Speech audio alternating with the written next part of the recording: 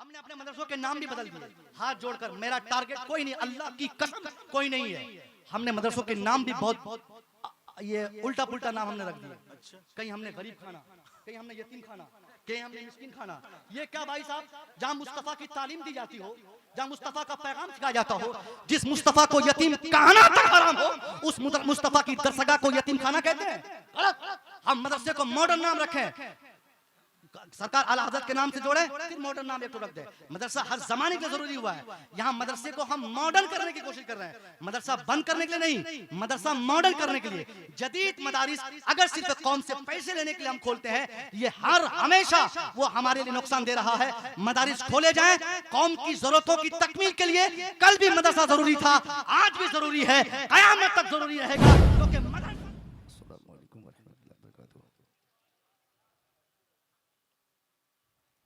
अल्हम्दुलिल्लाह अल्हम्दुलिल्लाहिल्लज़ी अंज़लल क़ुरआन व नज़्ज़लल फ़ुरक़ान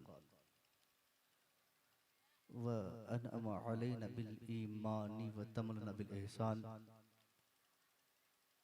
व सलातु व सलामु अला मन कान नबिय्युन व आदमु बैनल माइ व तीन व अला आलिहि व अस्हाबिहि अजमईन अम्मा बअद फ़अऊज़ु बिल्लाहि मिनश शैतानिर रजीम बिस्मिल्लाहिर रहमानिर रहीम सुम्मा लतुसअलुन्ना यौमइज़िन अनिन नईम सदक़ल्लाहुल अज़ीम व सदक़ रसूलुहुन नबियुल करीम। दुरूद शरीफ पढ़ें। अल्लाहुम्मा सल्लि अला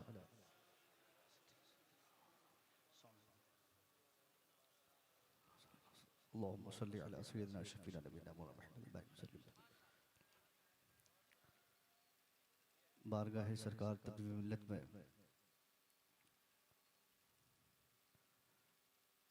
तकमीले तक़रीब उर्स पाक में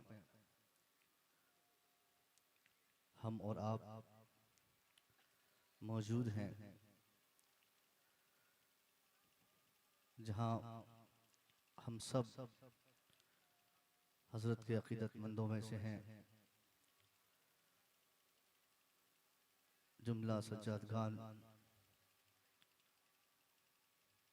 और इस कमेटी के जो भी अरकान हैं, उन लोगों की मेहनतों मशक्क़तों के बाद हिंदुस्तान भर के मशहूर तरीन खुतबा और शूरा आज इस उर्स पाक में हाजिर हैं, जिनमें शायर मुसलिक आला हज़रत हज़रत असद इक़बाल कलकत्तवी साहब क़िबला, हज़रत महबूब गौहर साहब क़िबला, फूल मोहम्मद नेमत रज़वी साहब क़िबला, अफजल मुज़फ़्फ़रपुरी साहब, सबा बरेलवी साहब व दिगर हज़रात मौजूद हैं। बेहमदे ताला सीतामढ़ी मुज़फ़्फ़रपुर का ये हिस्सा इल्म व फ़ज़ल के लिहाज से हिंदुस्तान के दूसरे हिस्सों से बहुत डिफर है। यूँ तो जलसों जुलूस के हवाले से पूरा बिहार या तो बहुत ज़्यादा मशहूर है कि बिहार में बहुत जलसे होते हैं, और यही जलसे की कसरत की शोहरत ने बिहार को कहीं न कहीं दूसरी जगहों के मुकाबले में बदनाम भी किया है। बिहार, उड़ीसा, झारखंड, उत्तर प्रदेश, बंगाल, हिंदुस्तान में सबसे ज़्यादा जलसे और आरास की तकरीब जो जलसे की शक्ल में होती है, वो इन्हीं सूबों में हम मनाते हैं। यकीनन जलसे की फादियत से कोई इनकार नहीं कर सकता। जलसा एक ऐसा प्लेटफॉर्म है जहां बैठकर हम एक साथ अपने उलमा से हजारों की तादाद में दीनी गुफ्तगू समात करते हैं। हमारे उलमा अकेला मुश्तरका तौर पर हम सबको दीन सिखाते हैं। यकीनन बिहार की तारीख के 25 साला जलसों की तारीख को अगर हम गौर से देखें, 20-25 साल खास तौर पे बिहार के मुजफ्फरपुर और सीतामढ़ी के जलसों में हमने जलसों को सिर्फ इंटरटेनमेंट का एक माध्यम समझा। इतनी बड़ी बारगाह और इतना बड़ा उर्स, इस उर्स में हर आने वाले का मकसद ये, जैसे नमाज इशा पढ़ता फौरन आकर इस जलसे का हिस्सा बनता और इस तरीके से आके बैठता कि जब तक इस जलसे के आखिरी खतीब की तकरीर का आखिरी जुमला खत्म नहीं होता तब तक वो इस जलसे, इतनी बड़ी बारगाह, यहाँ पर लोग आकर भी हुर्दम मचा रहे हैं। उन सारे भाइयों से मैं कहूंगा साहब, पूरा हिंदुस्तान यहाँ जमा है, जिन पर हिंदुस्तान को एतमाद हासिल है, वो बड़ी बड़ी शख्सियात यहाँ तशरीफ फरमा है और आप कहाँ खोए हैं। वैसे तो 25-30 सालों में आप लोगों ने, हम लोगों ने अपने जलसे को खराब किया ही है।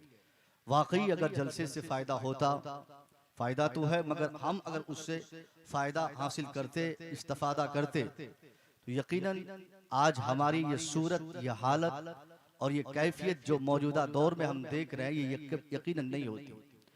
आज पूरी दुनिया में सबसे ज्यादा पसमानदगी, सबसे ज्यादा रुसवाई, सबसे ज्यादा कमजोरी अगर किसी कौम में महसूस की जाती है तो वो कौम मुस्लिम है। आप एहसास कमतरी के शिकार होते हैं कि साहब आपकी कमजोरी की बुनियाद इस बात पर है कि आपकी तादाद कम है। आप में से बेशतर लोग इस वजह से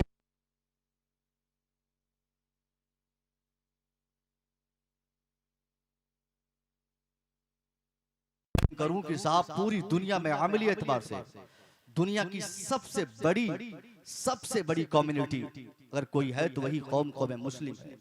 अमली एतबार से, अमल के वैसे तो क्रिश्चियन को कहा जाता है कि पूरी दुनिया में सबसे ज्यादा है, मगर उनके पास अमल नहीं, उनके अमल करना उनकी मजहबी पहचान नहीं है। वो तब अपनी इबादतगाह जाएंगे जब कोई बड़ी मुसीबत उन पे आन पड़ेगी, वो तब अपने हिसाब से अपने गॉड को याद करेंगे जब उनकी नानी मरेगी। मगर ये सिर्फ मुस्लिम कौम के लिए है कि उसके लिए अल्लाह ने एटलीस्ट 24 घंटे में 5 मरतबा अल्लाह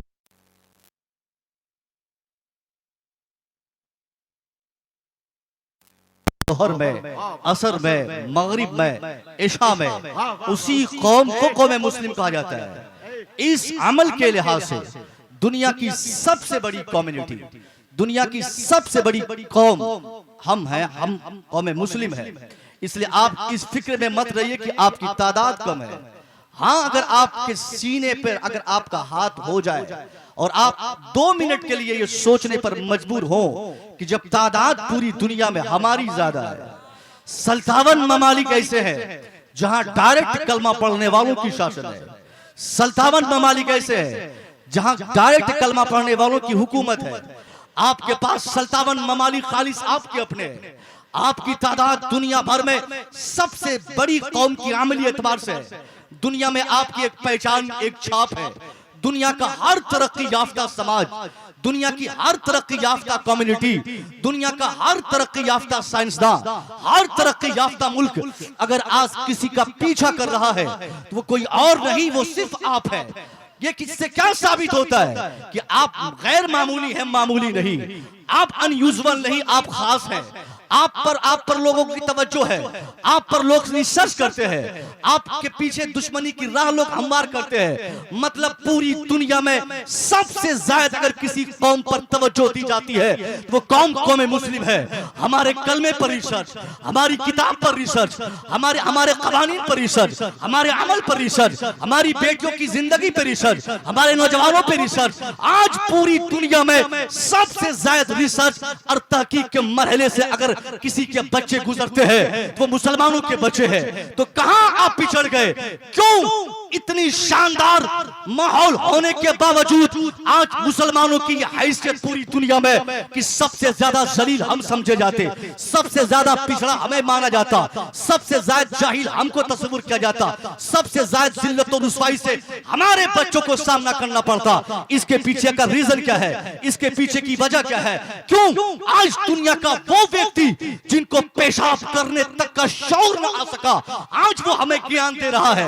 वो व्यक्ति जो आज तक अपनी माँ बहन बेटी की इज्जत नहीं कर सका, वो आज हमें अपनी बेटी बहन और बहू की इज्जत का ज्ञान दे रहा है। इसका मतलब यह है कि कहीं ना कहीं हमने अपने कुरान के कानून से, अपने मजहब के कानून से, अपने मजहब के ज़ाब्ते से, अपने वसूल से हमने कहीं ना कहीं समझौता किया है, हमने मैनेज किया है, हमने इस्लाम मैनेज किया, हमने कानून कुरान मैनेज किया। तब जाकर ये तबाही हमारे माशरे में आई है कि दुनिया में जिस कौम की हुकूमत सल्तनत ममालिक में हो, आज के हिंदुस्तान, आप कहते साहब इस हिंदुस्तान में अल्हम्दुलिल्लाह तकरीबन 35 से 40 करोड़ की तादाद हमारी है। पूरी दुनिया में 160 करोड़ से ज्यादा हम कलमा पढ़ने वालों की तादाद मौजूद है। इसलिए आपको एहसास कमतरी का शिकार नहीं होना है। आपको अपनी कमजोरी के लिए इसको वजह नहीं बनाना है कि हजरत हमारी तादाद कम है, हमारे पास अफराद नहीं, हमारे पास अमानो अंसार नहीं, हमारे पास जमात नहीं, हमारे पास कुव्वत नहीं, हमारे पास ताकत नहीं, हमारे पास हथियार नहीं। हाँ, सारी चीज हमारे पास है। कुरान की दौलत हमारे पास, ईमान की कुव्वत हमारे पास, नमाज की तहरत हमारे पास, हज की पाकिज़गी हमारे पास, खैरात की तहरत हमारे पास, सारी बरकतें हमारे पास है। इन सारी चीजों के होने के बावजूद अगर आज हम तबाह बर्बाद हैं, तो इसकी तबाही की वजह यह नहीं कि हमारी तादाद कम है इसलिए बर्बाद है, बल्कि इसकी सबसे बड़ी वजह यह है कि आज हम सब हैं। हम रज़वी भी हैं, हम कादरी भी हैं, हम अशरफी भी हैं, हम अखलाकी भी हैं, हम रशीदी भी हैं, हम बरकाती भी हैं। ये सारी चीजें हमारे पास मौजूद है, मगर इन सब के होने के बाद भी आज हम मुसलमान न रह सके।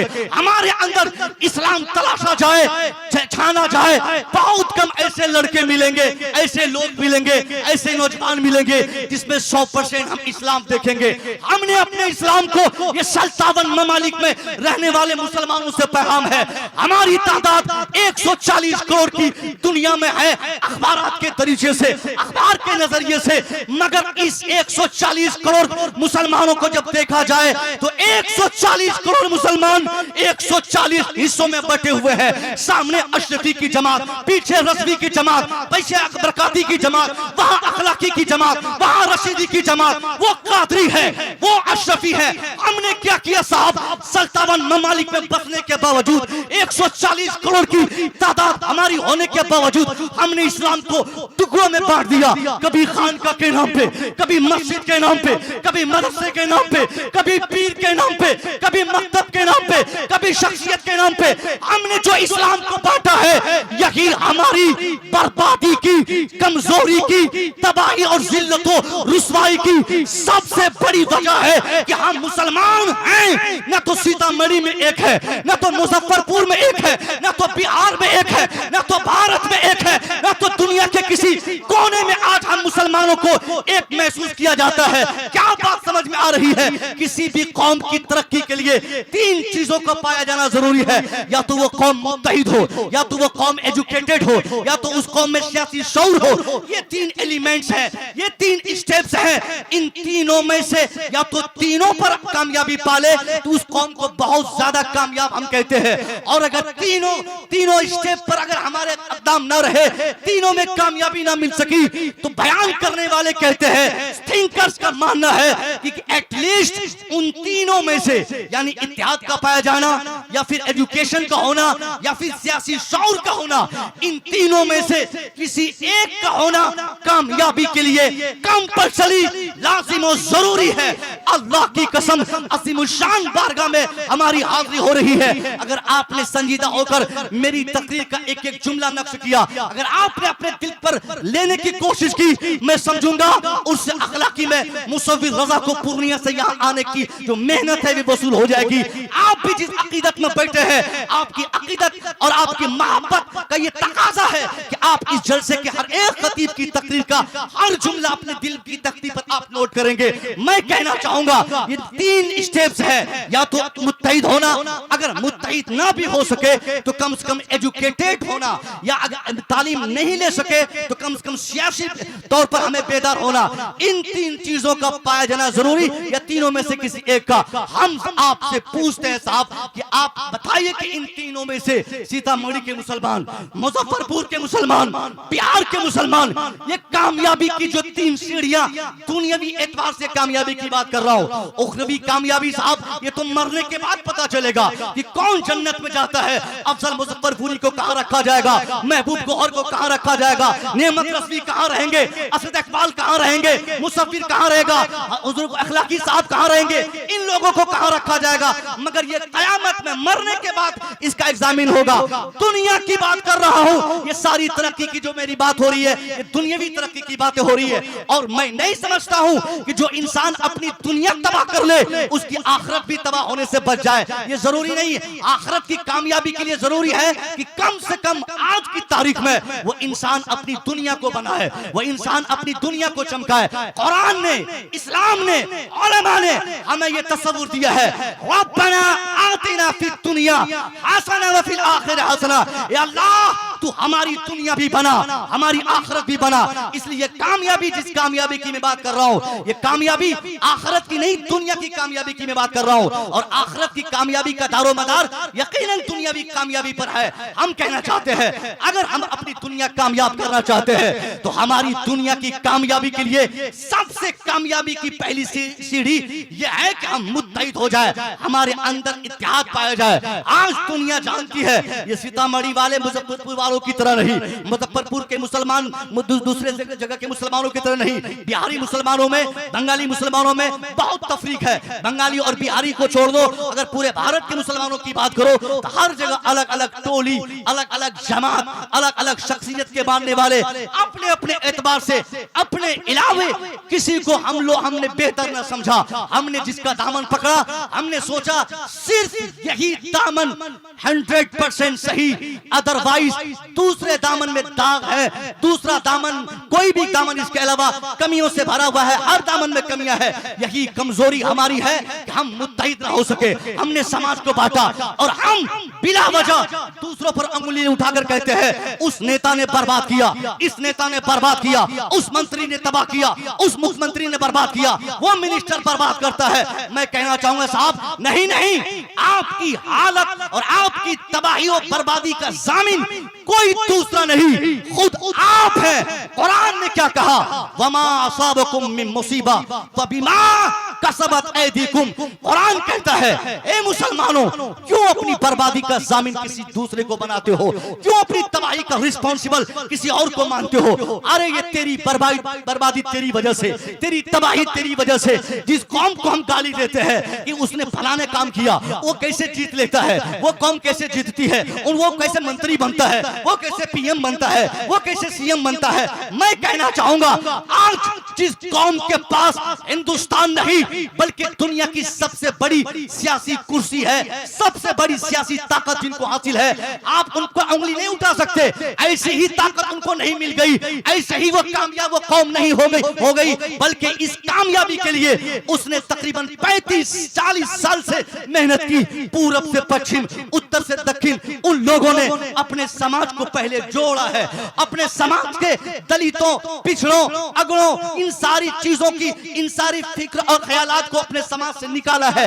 ये कॉन्सेप्ट खत्म करके उन लोगों ने पहले अपने समाज को जोड़ा, तब जाकर आज सबसे बड़ी ताकत उसको हासिल हुई, तब जाकर आज हुकूमत की कुर्सी पर वो काबिज है। और हम बिला वजह कहते हैं वो कैसे कामयाब होता है, वो अपने इतिहास से कामयाब हुआ। एक नजरिया पूरी दुनिया में उनका है, एक ख्याल वो रखते हैं, एक ही फिक्र के हामिल है।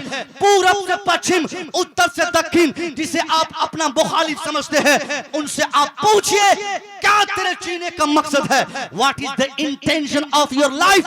तेरी जिंदगी का मकसद क्या है? तू क्यों जीना चाहता है? तेरी जिंदगी क्यों आधारित है? किस टारगेट के तहत तू जीना चाहता है? मुझे मेरा दावा है, अगर आपके मुखालिफिन कश्मीर में रहते हो, उनका जो नजरिया सामने आएगा वही नजरिया कन्याकुमारी में बैठने वाले आपके मुखालिफिन सामने लाएंगे। एक ही कॉन्सेप्ट, ऊपर नीचे दाएं बाएं, जहां आप अपने मुखालिफिन को तलाशिए, वो सब सामने आकर अपना एक नजरिया, अपना एक कॉन्सेप्ट, अपनी एक फिक्र आपको सामने लाकर बताएंगे कि मैं इसलिए जीना चाहता हूं, मेरे जीने का मकसद एक है, मेरा टारगेट एक है, मेरा इंटेंशन एक है, मेरा इरादा एक है। मगर मैं पूछना चाहता हूं साहब, ये कौन कौम है, किसके पास हुकूमत है, जिसके खुदाओं की क्वांटिटी आज तक पूरी दुनिया में कोई साबित न करके बताया कि एक है? कोई कहता है 1 लाख, कोई कहता है 2 लाख, कोई कहता है 5 लाख, कोई कहता है 10 लाख, कोई कहता है 1 करोड़, कोई कहता है 350 करोड़। 350 करोड़ अफराद व अशिया को जिन लोगों ने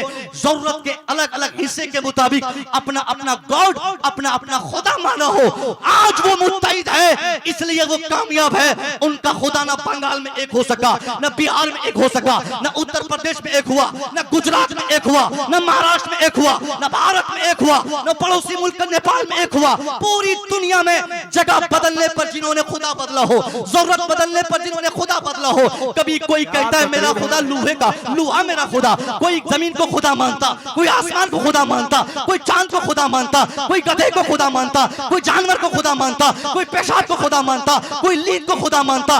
यानी आज तक जिनके समाज के, जिनके धर्म गुरुओं ने उनको एक खुदा की तरफ कभी डिटरमाइंड नहीं किया, वो कौम आज मुत्तहिद है। यही इत्तेहाद उसकी कामयाबी की पहचान है कि आज दुनिया की सबसे भारी भरकम सियासी पार्टी उसके कब्जे में, सबसे ज्यादा विधायक उनके पास, सबसे ज्यादा मिनिस्टर उनके पास, सबसे ज्यादा एमपीज उनके पास, सबसे ज्यादा अफराद उनके पास। आप कहां सोए रह गए? ये काम तो पहले आपको करना था। जिस कौम का खुदा आज तक एक न हो सका, आज वो एक प्लेटफॉर्म पे है। मगर खुदा की कसम 2 मिनट के लिए आप शांति बनाए, दिल की तख्ती पर नोट हो जानी चाहिए। मेरे हर जुमले को आप नोट करें, मैं गुजारिश करता हूं। ये मुसलमानों की कैफियत है, मुसलमान होना चाहिए, चाहे अमेरिका में रहे, चाहे अमेरिका के व्हाइट हाउस में रहे, या अफ्रीका के जंगल में रहे, इंडोनेशिया में रहे, या इराक में रहे, या अफ्रीका में रहे, या भारत में रहे, या भारत के किसी हिस्से में रहे, मुसलमान होना चाहिए। या वो मर्द की शक्ल में हो, चाहे वो औरत की शक्ल में हो, चाहे वो बूढ़ा हो, चाहे वो बच्चा हो, मुसलमान हो। उनसे आप सिर्फ पूछिए पूरी दुनिया में, हु इज योर क्रिएटर? कौन तेरा पैदा करने वाला? Who is your protector? कौन तेरी हिफाजत करने वाला? Who is your Allah? कौन तेरा खुदा है? कौन किसने तुझे पैदा किया? कौन तुझे पैदा किया? कौन तेरी हिफाजत करता है? अल्लाह की कसम, मुसलमान होने की हैसियत से हम मुसलमान दुनिया के चाहे जिस खित्ते में रहे, नाम अलग हो सकता है, जबान अलग हो सकती है, बरादरी अलग हो सकती है, मुल्क अलग हो सकता है, राज्य अलग हो सकते हैं, जिनसियत अलग हो सकती है, पीर अलग हो सकता है, नजरिया अलग हो सकता है। मगर जब सवाल हु इज योर अल्लाह का किया जाएगा, तो जवाब अमेरिका से अफ्रीका, अफ्रीका से भारत, भारत से पूरी दुनिया तक एक ही जवाब सुनने को मिलेगा, रब्बी अल्लाह, मेरा रब अल्लाह, दूसरा कोई नहीं। नारे तकबीर, नारे रिसालत, अज़मत इस्लाम मुस्लिम, हजरत अल्लामा मुफ्ती मुसव्विर रज़ा साहब क़िबला, उर्से अखलाक़ी। अरे जवाब नहीं है डॉक्टर साहब।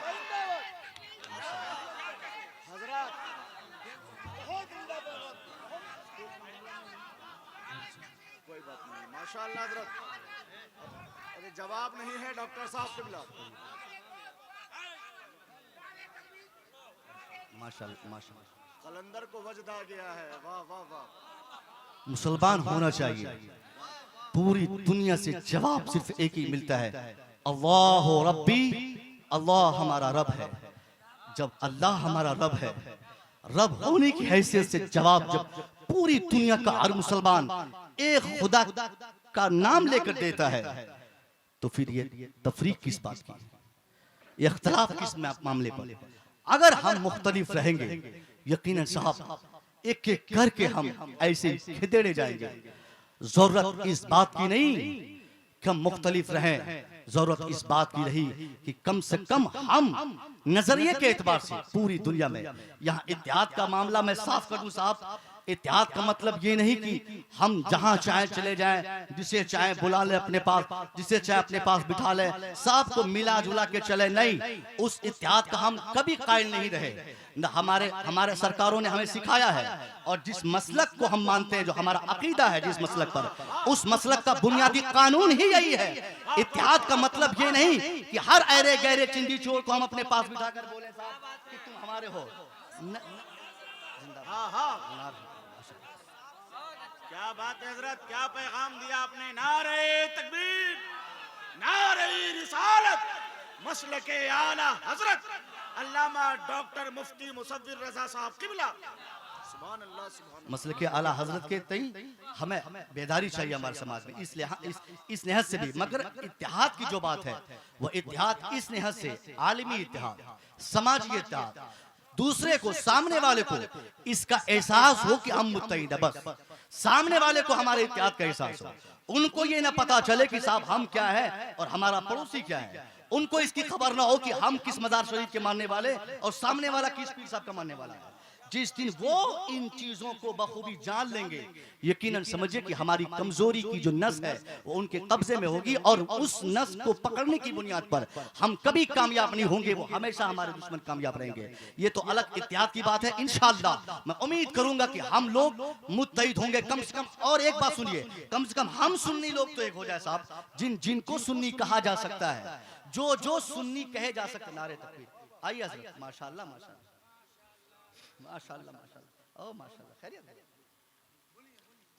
जिनको सुन्नी कहा जाता है, सुन्नी जब कम से कम हम लोग तो मुत्तहिद हो जाए, कम से कम हमारे अंदर ये मसलकी एतबार से ही सही, कम से कम इत्तेहाद हो जाए। मसल के आला हजरत के मानने वाले पूरी दुनिया में मसलकी एतबार से अगर मुसलमानों का एग्जामिन हो, तो जो नजरिया सरकार आला हजरत ने मुसलमान बने रहने के लिए दुनिया में स्थापित फरमाया है, भले ही आला हजरत को अगर कोई अमेरिका में नहीं जानता हो, भले ही आला हजरत को अरब में कोई शख्स नहीं जानने वाला हो, नहीं जानता होगा मतलब कोई एक शख्स इस जमाने का मुसलमान हुआ हो और वो आला हजरत को नहीं जानता हो, मगर आला हजरत ने एक कंप्लीट मुसलमान बने रहने के लिए दुनिया के सामने जो नजरिया पेश फरमाया है, वो नजरिया आज अगर कोई नया मुसलमान बना है, उनके लिए भी वही नजरिया मुसलमान बने रहने के लिए जरूरी है, जो नजरिया 150 साल पहले सरकार आला हजरत ने दुनिया के सामने स्थापित फरमाया है। ये मसलक के आला हजरत, मसलक के आला हजरत के तई कम से कम हम मुसलमान पूरी दुनिया में एक हो जाए, हमारी फिक्र एक हो जाए, ये हमारी कामयाबी की सबसे बड़ी और पहली सीढ़ी है। दूसरी चीज आप मैं क्या बताना चाह रहा था, एजुकेशन की कामयाबी।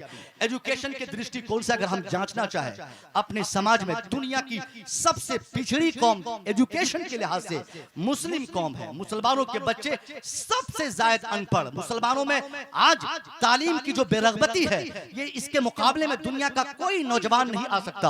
आज दुनिया कामयाब हो गई और दुनिया की कामयाबी की वजह एजुकेशन की कामयाबी है। मैं आपसे पूछना चाहता हूं, अभी से एक हफ्ता पहले यूपीएससी का एग्जाम का रिजल्ट आउट हुआ, रिजल्ट पब्लिश हुआ। यूपीएससी के एग्जाम में तकरीबन लाखों लोग, तकरीबन 25 लाख ये पार्टिसिपेट किए स्टूडेंट्स, और उस 25 लाख अफराद और उम्मीदवारों में 1250 लोग पास हुए, 1250 तकरीबन पास आउट किए। उन 1250 स्टूडेंट्स में 1250 स्टूडेंट्स में सिर्फ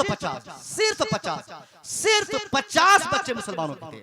मैं आपसे पूछना चाहता हूं, आज नीतीश कुमार ने आपको सर्वे करके दुनिया में आपकी हैसियत बता दिया कि मुसलमानों की हैसियत बिहार में क्या है। जातीय जनगणना में आपको क्या बताया गया कि आप 18% है, 18 से 20%। ये और बात है कि कहीं आप 50% है तो कहीं आप 10% है, कहीं आप 80% है, कहीं आप 20% है, कहीं आप 5% है, कहीं आप 70% है। मगर मुश्तरका तौर पर मजमूई एतबार से अगर आपको राउंड फिगर में देखा जाए, बिहार में ही नहीं बल्कि भारतवर्ष में आपकी तादाद भारतवर्ष में 20% है, और इस 20% मुसलमानों में सुन्नी भी है। ये 20% में शिया भी है, इसी 20% में वहाबी भी है, इसी 20% में देवबंदी भी है, इसी 20% में अहले हदीस भी है, इसी 20% में वो सब लोग हैं जिनको हुकूमती एतबार से मुसलमान माना गया है, या हुकूमत अपने शराइत के एतबार से उनको मुसलमान मानती है। भले हम माने ना माने, मगर हुकूमत की निगाहों में वो लोग मुसलमान है, और उन सब की तादाद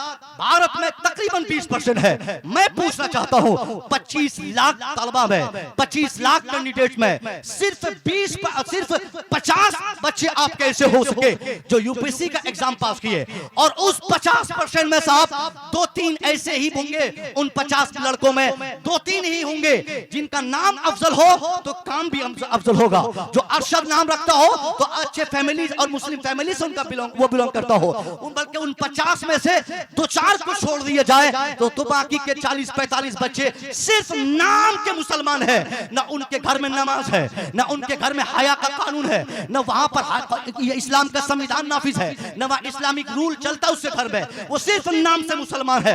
पता चला ये 25 लाख लोगों में और ये 35 करोड़ मुसलमानों में सिर्फ 5 बच्चे मुसलमानों के ऐसे हो सके जो यूपीएससी का एग्जाम पास आउट करके कोई आईएएस बना, कोई आईपीएस बना। मगर मैं पूछता हूं, आप जिस जमीन पर रहते हैं ये आपका खालिस अपना मुल्क है, यहाँ हर 5 साल के बाद कोई हुकूमत आपको बेवकूफ बनाकर कहती है साहब ये तेरा हक है, ये तेरा हक नहीं, यहाँ आओ, ये झंडी लो, ये नारा लगाओ, यहाँ आओ, ये रामलीला मैदान आओ, यहाँ जंतर मंतर पे बैठो, बेंगलोर आओ, क्या बोलते अहमदाबाद आओ। मगर मैं पूछना चाहता हूँ, आपको हुकूक देने के लिए लोग आपको अपने पास बुलाते हैं, मगर ये आपके हक ऐसे ही दुनिया आपको नहीं देगी, बल्कि अपने हुकूक को पाने के लिए आपको आज की तारीख में सबसे बड़ी चीज की जरूरत जिस चीज को कहते हैं वो कोई और शय नहीं, उसी को तो एजुकेशन कहा जाता है। वही एजुकेशन है, वही तालीम है, वही शिक्षा है। आप शिक्षा से गाफिल हो गए, आपने एजुकेशन से अपना रिश्ता तोड़ा और कामयाबी की भीख हुकूमत से मांगते हैं। नीतीश, मायावती, राहुल, मोदी, अमित शाह, कोई नेता आपको रोटी खिलाने के लिए आपके आंगन नहीं आएंगे, आपको उंगली पकड़ के चलना नहीं सिखाएंगे, आपको आपका हक देने के लिए वो लोग मीटिंग करके मजलिस सजा के आपको बुला के माला पहना के आपको आपका हक नहीं देंगे, बल्कि अपना हक लेने के लिए हर जमाने में हम खुद से बेदार होना पड़ा है, खुद से होशियार होना पड़ा है, खुद से आगे बढ़ना पड़ा है। मैं पूछता हूं, आपने, आपके बच्चों ने, आपके समाज ने अपने हुकूक को लेने के लिए, हुकूक हासिल करने के लिए आपने कितनी बेदारी अपने समाज में लाई, किस कदर आप बेदार हुए, कितना एजुकेशन पे आपने काम किया। मैं आपसे ये मुतालबा नहीं करूंगा कि आपका बेटा असद इकबाल क्यों नहीं बनता, मैं ये नहीं कहूंगा कि आपका बेटा महबूब गौहर जैसा शायर आजम क्यों नहीं बनता, मैं नहीं कहूंगा कि आपका बेटा गुलाम अहमद रजा अखला की तरह पीर क्यों नहीं बनता, मैं नहीं कहूंगा कि आपका बेटा जामे मस्जिद का इमाम क्यों नहीं बना, मैं नहीं कहूंगा कि आपका बेटा मुहद्दिस आजम क्यों नहीं बना, मैं नहीं कहूंगा कि आपका बेटा मुफक्किर आजम क्यों नहीं बनता। अरे आप कैसे अपने बेटे को हाफिज, आलिम, कारी, मुफ्ती, मुहद्दिस बनाएंगे, इसकी तवक्को आपसे नहीं की जा सकती। ये अल्लाह का फजल है, जिस पर अल्लाह मेहरबान होता है उसके घर में आलिम पैदा करता है। ये अल्लाह का फजल है, जिस पर अल्लाह भलाई करना चाहता है उसके बेटे को फकीह बनाता है, जिस पर अल्लाह करम फरमाता है उसके बेटे को आलिम दीन बनाता है। आपसे इसकी तवक्को इसलिए नहीं कि आप बीते 200 सालों की तारीख बताती है, आपने सबसे ज्यादा अपने रहबर को, अपने लीडर को, अपने उलमा को सबसे ज्यादा टॉर्चर किया है। जो कौम, जो अफराद अपने रहबर को टॉर्चर करता है वो कभी कामयाब नहीं होता। इसलिए जो आदमी आलिम को उंगली करता है, याद रखिए उसके घर में कई पुश्तों तक अल्लाह किसी आलिम को नहीं भेजता है। जो आलिम को गाली देता है, जो आलिम की तरक्की देख कर चिढ़ता है, आलिम का मोबाइल देखकर, अभी एक साहब कह रहे थे आराम गांव में कि असद इकबाल साहब आ रहे हैं, मालूम है असद बहुत अमीर है, उनके पास मेरा मोबाइल देखा उसने, फिर हमारा मोबाइल देखने के बाद असद भाई के मोबाइल के बारे में बोलने लगा। आपका कितने का? मैंने कहा 73,000 का। उसने कहा असद साहब का मोबाइल तो तकरीबन 2 लाख से ऊपर का है। हमने कहा 2 लाख नहीं, तुम करो कि असद साहब 5 लाख का ले और मुसव्विर 10 करोड़ का मोबाइल चलाए, आपको क्या तकलीफ है साहब? बोला नहीं, कह रहे हैं आप लोग बहुत महंगे महंगे मोबाइल रखते हैं, बहुत महंगे में मोबाइल रखते हैं, यानी उनका उनका मानना रहता है कि हम मोबाइल चलाएं, हम गाड़ी चलाएं, हम स्कॉर्पियो पे घूमें, हम जहाज पे उड़े, हम मस्ती करें, हम ऐश करें। कोई मौलवी ये काम ना करे, क्योंकि ये हक मौलवी का नहीं, ये हक सिर्फ मेरा है। इसलिए जब ये आपकी सोच है तो आप कभी कामयाब नहीं हो सकते, आपका बेटा आलिम नहीं बन सकता। इसलिए आलिम बनाने का मुतालबा मैं आपसे नहीं करता हूं। अगर आलिम बनने में नुकसान है, सपोज दैट अगर वक्ती तौर पर मैं मान भी गया कि आलिम बनने में सामाजिक एतबार से कुछ नुकसान आपको समझ में आ गया, इसलिए आप अपने बच्चे को आलिम नहीं बना सके, तो मेरा सबसे बड़ा क्वेश्चन आपसे यह होगा कि अगर आपने अपने बेटे को आलिम नहीं बनाया, कोई कंप्लेंट, कोई शिकायत आपसे नहीं, तो आप ये बताइए आलिम नहीं बना तो आपका बेटा डॉक्टर क्यों नहीं बना? आलिम नहीं बना तो आपका बेटा आईएएस क्यों नहीं बना? आलिम नहीं बना तो आपका बेटा इंजीनियर क्यों नहीं बना? आलिम नहीं बना तो आपका बेटा प्रोफेसर क्यों नहीं बना? आलिम नहीं बना तो आपका बेटा असली उलूम का माहिर क्यों नहीं बना? इसका मतलब यह है कि आप आलिम को भी रुस्वा करके आलिम को भी बनने का रास्ता आपने रोक दिया और खुद अपने बेटे को जाहिल छोड़कर अपने पूरे समाज को आपने तबाह बर्बाद किया। जवाब नहीं है। नारे तकबीर, नारे रिसालत, मसलके आला हजरत डॉक्टर मुफ्ती मुसव्विर रजा साहब पीएचडी, उलमाए अहले सुन्नत, उर्से अखलाकी। सुभान अल्लाह, सुभान अल्लाह।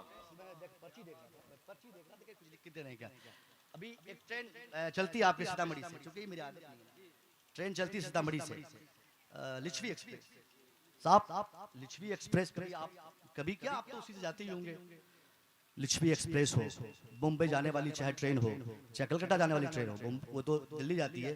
कोई ट्रेन जो सीतामढ़ी से चलकर मुजफ्फरपुर तक सिर्फ पहुंच जाए किसी तरह टगरते टगरते, मुजफ्फरपुर पहुंचने के बाद टॉयलेट में साहब पेपर बिछाकर बैठने वाला अगर कोई मिलेगा तो वो जैद और बकर खालिद मिलेगा।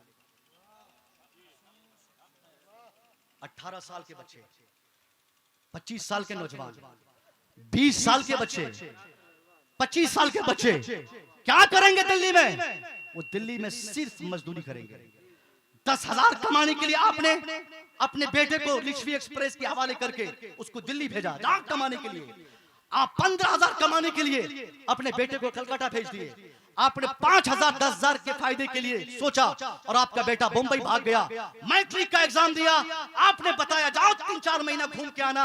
अब वो बेटा इंटर का एक परीक्षा, इंटर का फॉर्म भरेगा 3 महीने के बाद, अभी रिजल्ट आना बाकी है। मैट्रिक का एग्जाम दिया, 25-20 साल का लड़का है, दिल्ली गया, 10,000 कमाया, पढ़ाई छोड़ दिया। अब जिंदगी भर आपका बेटा जिसको आपने लिच्छवी एक्सप्रेस पे बिठाया है 10-20 हजार कमाने के लिए, वो जिंदगी भर मजदूरी ही करेगा। कभी बादशाह करने की कुव्वत उनमें नहीं आएगी, कभी हुकूमत करने की ताकत नहीं होगी।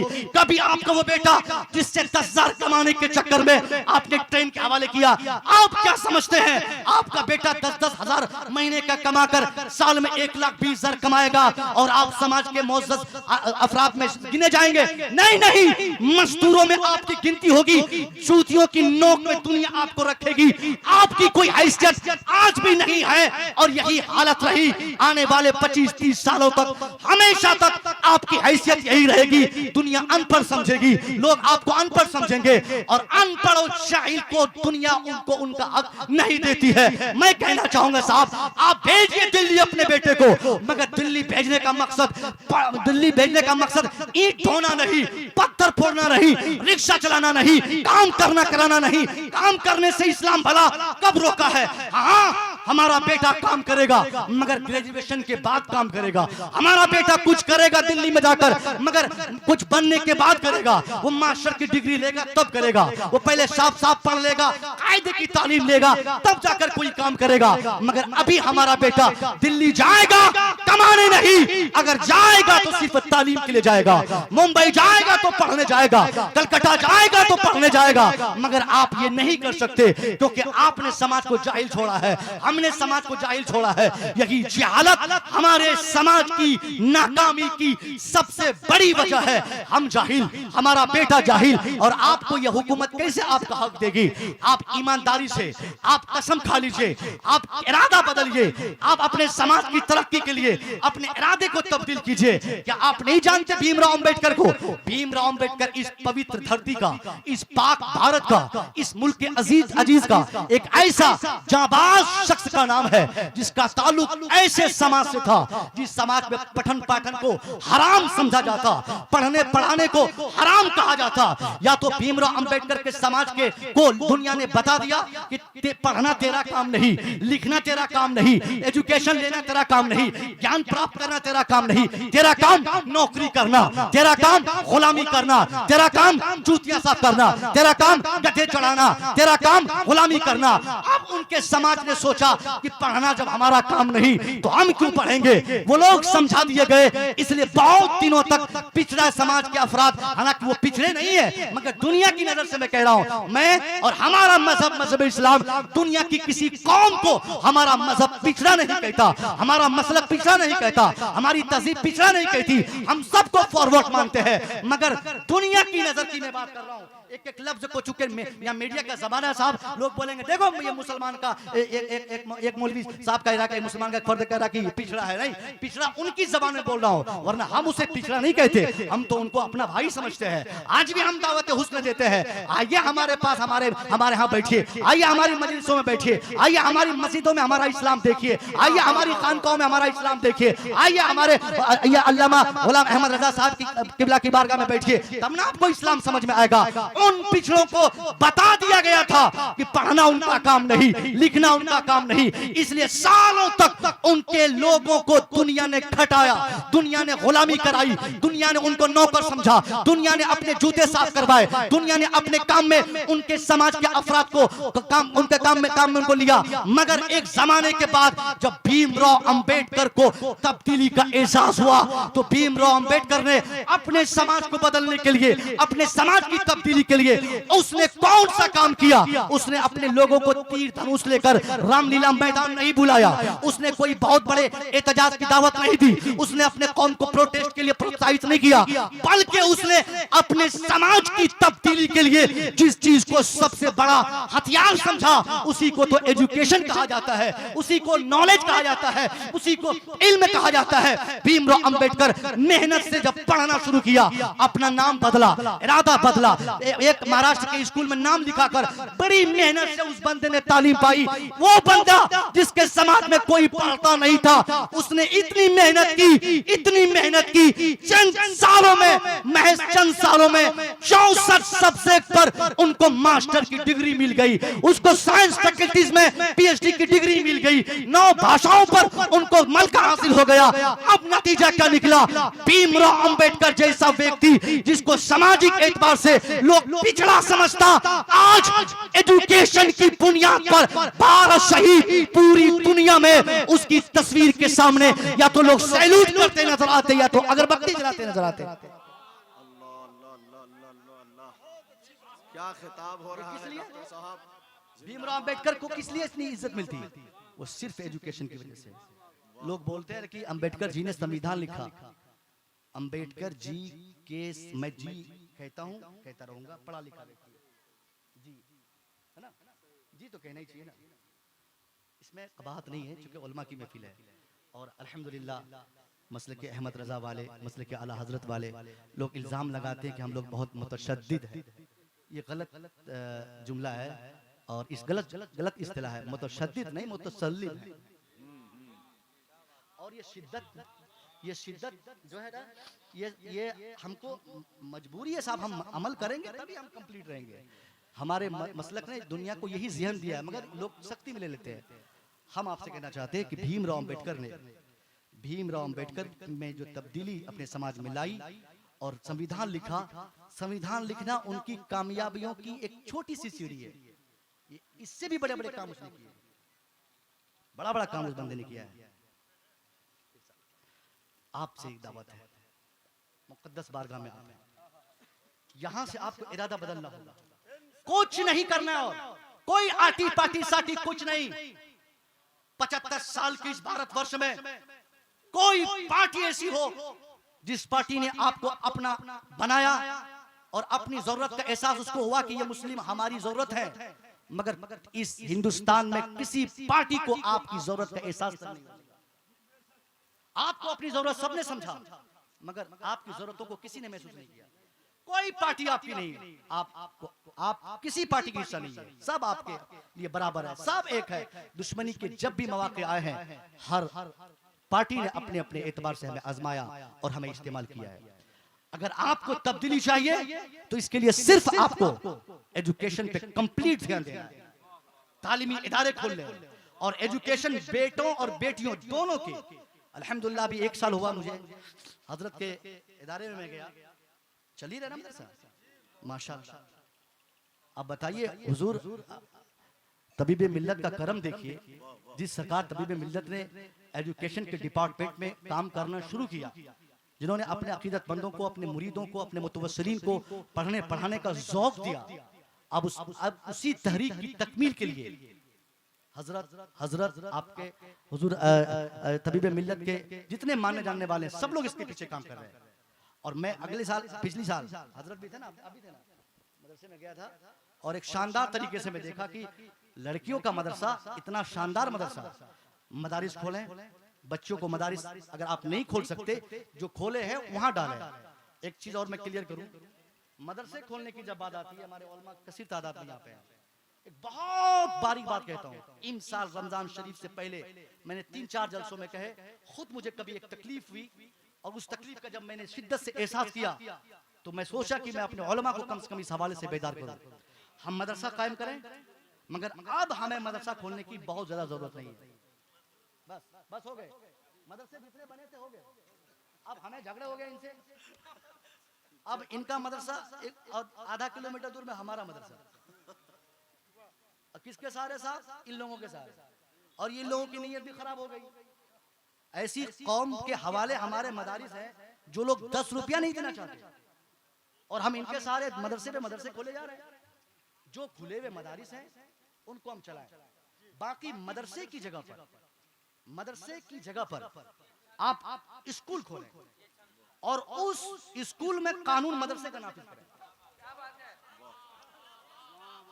लफ्ज़ मदरसा जो है ना, ये यकीनन तकलीफ दे जुमला है उनके लिए, हर्ट करता है।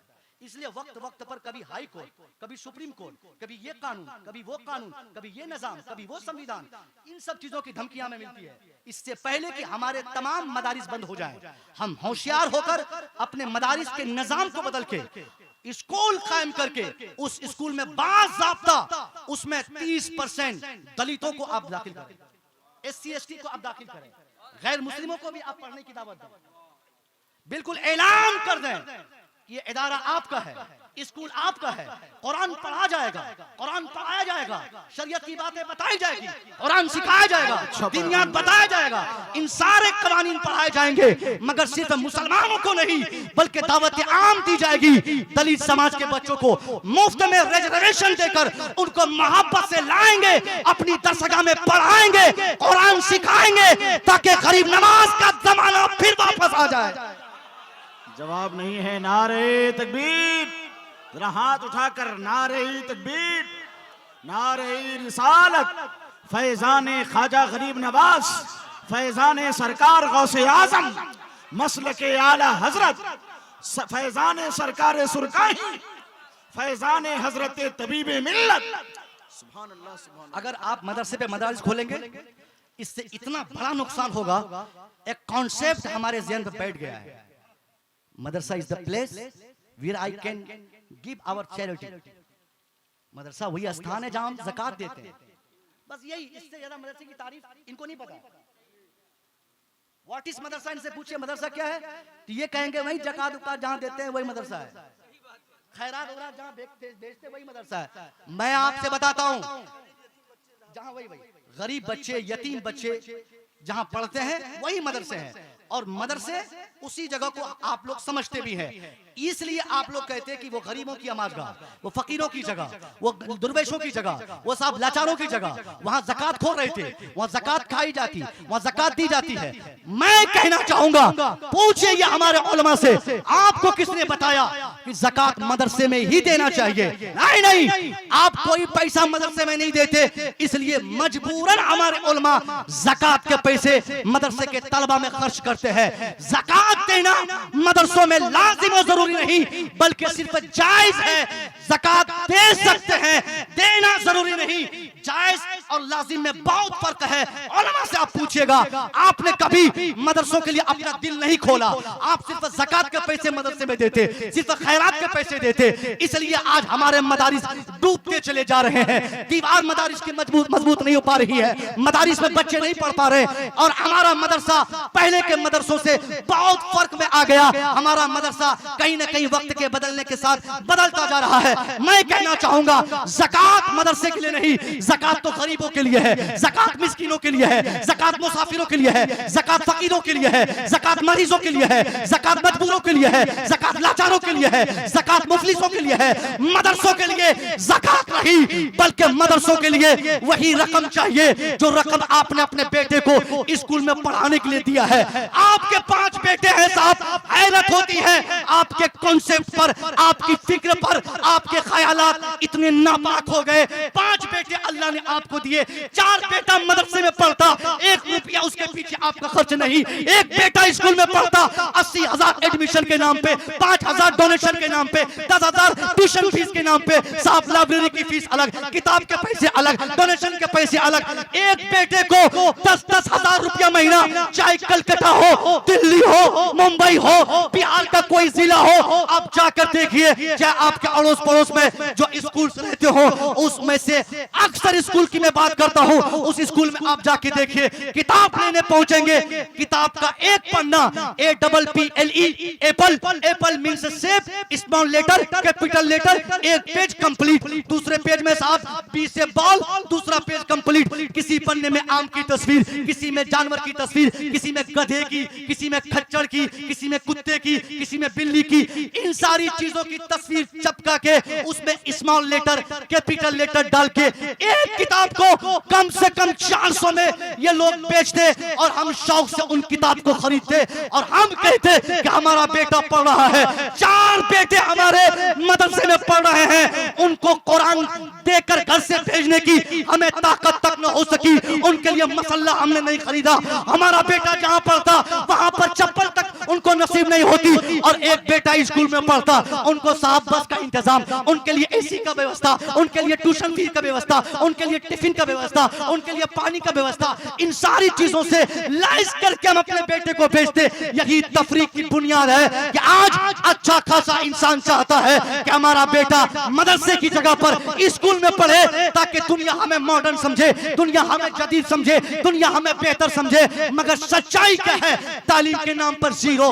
हकीकत क्या है? एजुकेशन के नाम पर कोई काम वहां नहीं होता। एजुकेशन अगर कहीं पर एजुकेशन दी जाती है वो मदरसा है, मगर मदरसे में सब लोग आते नहीं। मदरसे में आएंगे गरीबों के बच्चे, मदरसे में आएंगे फकीरों के बच्चे, मदरसे में आएंगे लाचारों के बच्चे, अमीरों के बच्चे स्कूल में, कॉन्वेंट में, यूनिवर्सिटी में, कॉलेज में। इसलिए जब दुनिया ने अपनी हालत को तब्दीली के मैदान में लाकर दुनिया के जरूरतों के एतबार से लोगों ने अपनी सोच बदली हो, तो दुनिया की सोच के एतबार से हमें भी बदलना होगा, और हमें मदरसे के बोर्ड को हटाकर वहां पर एकेडमी डालना होगा।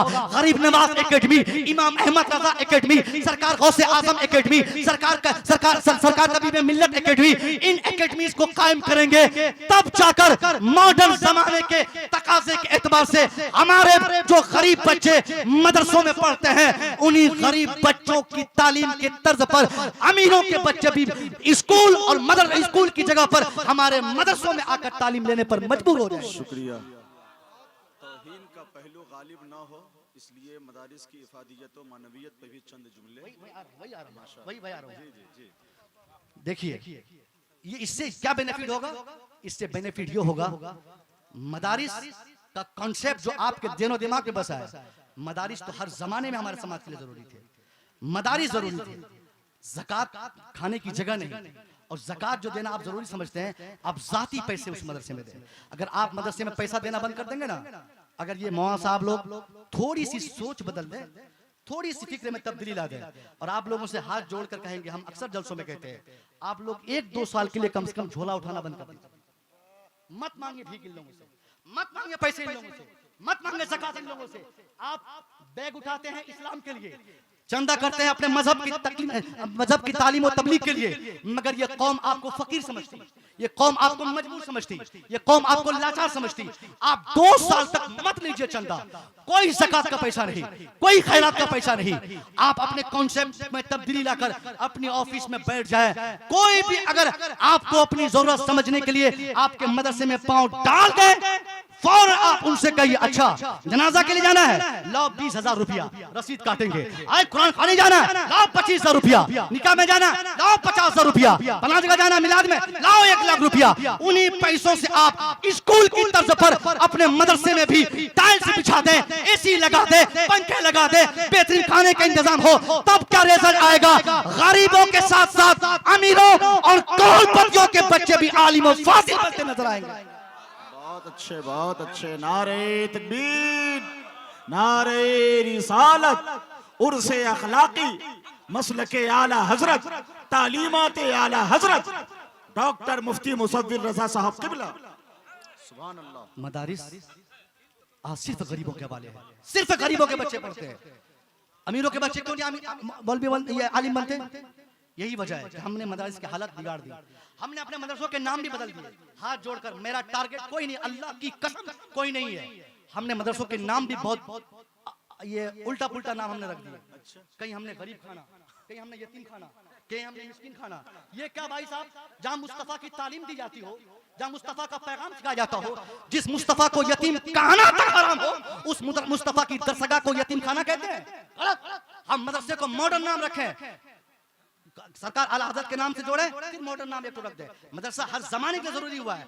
यहाँ मदरसे को हम मॉडर्न करने की कोशिश कर रहे हैं, मदरसा बंद करने के लिए नहीं, मदरसा मॉडर्न करने के लिए। जदीद मदारिस अगर सिर्फ कौम से पैसे लेने के लिए हम खोलते हैं, ये हर हमेशा वो हमारे लिए नुकसान दे रहा है। मदारिस खोले जाएं कौम की जरूरतों की तकमील के लिए। कल भी मदरसा जरूरी था, आज भी जरूरी है, कयामत तक जरूरी रहेगा, क्योंकि मदरसा नहीं रहेगा तो दिन की तबलीग कहाँ होगी? मदरसा नहीं होगा कुरान कौन सिखाएगा? मदरसा नहीं होगा जनाजा पढ़ाने वाले कहां से पैदा होंगे? मदरसा नहीं होगा हुफ्फाज कहां से आएंगे? मदरसा नहीं होगा कुरान की तालीम कौन सीख देगा? इसलिए मदारिस खोले, मॉडर्न मदारिस खोले, ताकि हम शौक से 2,000 रुपया महीना देकर मदरसे में अपने बच्चे को कुरान सिखा सके। इन्हीं चंद जुमलों के साथ मैं उम्मीद करूंगा कि आप और हम सब लोग अपनी फिक्र बदलेंगे। जब अपनी फिक्र बदलेंगे इंशाअल्लाह हमारे समाज में तब्दीली आएगी, और ये तब्दीली एक दिन ऐसी खतरनाक सूरत ले लेगी, ये तब्दीली जिसके नतीजे में हमारा वो बेटा जो इस वक्त आलिम की हैसियत से सामने है, वही एक शानदार इंजीनियर भी बनेगा, शानदार डॉक्टर भी बनेगा। अस्सलाम वालेकुम।